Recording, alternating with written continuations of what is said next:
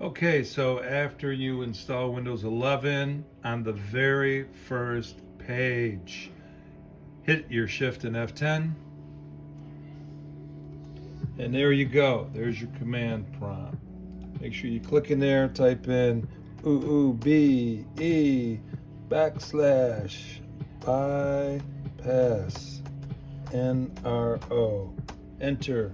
It will reboot. I won't bore you with this, so we'll move ahead. This supersedes the other workarounds. This is July 9th, 2025, and it is working.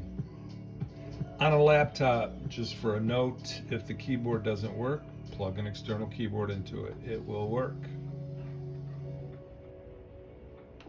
Once you go back into the welcome screen, just click through it. United States, US, no keyboard, and you can now click on I don't have internet, and then finish your installation. That's all there is to it. Thanks for watching. Please don't forget to give us a thumbs up and subscribe, and come back for more Fix It Right.